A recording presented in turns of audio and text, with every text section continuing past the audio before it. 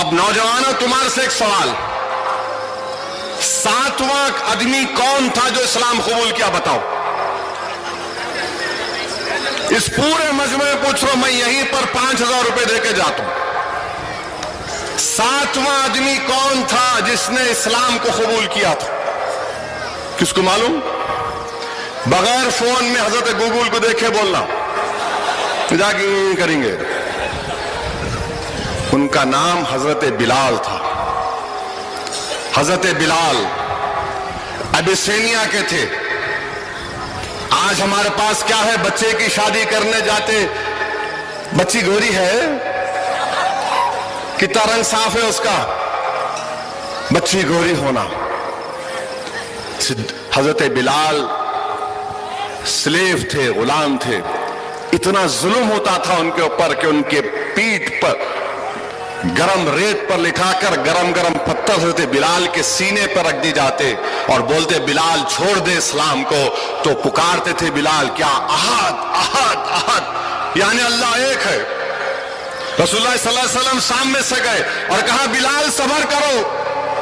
آقا دو عالم نے صدیق اکبر سے کہا جاؤ بلال کو لے کر آؤ۔ جب بلال کو خرید کے لائے تو حضرت بلال کو اعزاز کیا ہوا؟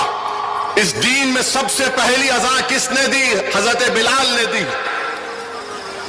مکہ فتح ہوا، آقا دو عالم نے کہا سب صحابہ ہیں، کس کو اعزاز حاصل ہوگا کہ اذان دیں گے؟ آقا نے فرمایا صلی اللہ علیہ وسلم بلال چلو کعبۃ اللہ کے اوپر۔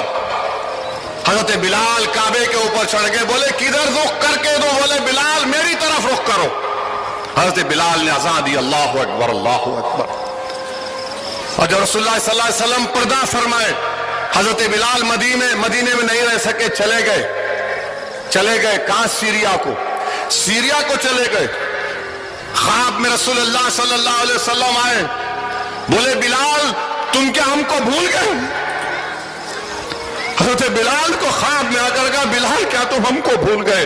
حضرت بلال واپس آئے مدینے کو۔ پھر امام حسن اور حسین آ کر ان سے کہا بلال نانا جان کی اذان دو۔ حضرت بلال نے کہا نہیں دے سکتا میں۔ بولے نہیں حکم ہے ہمارا۔ تو انہیں کہا کہ آپ آل رسول ہیں۔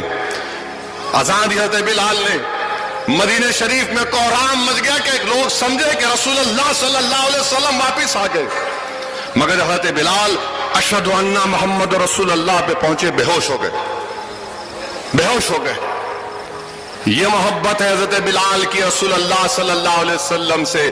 جب حضرت بلال کی زندگی کا آخری وقت تو ان کی بیوی نے کہا واہ حزانہ کہ کیا غم کا وقت ہے، تو حضرت بلال نے کہا واہ ترابا کیا خوشی کا وقت ہے۔ بیوی بول رہی ہے غم کا وقت ہے، بلال کہہ رہے واہ ترابا۔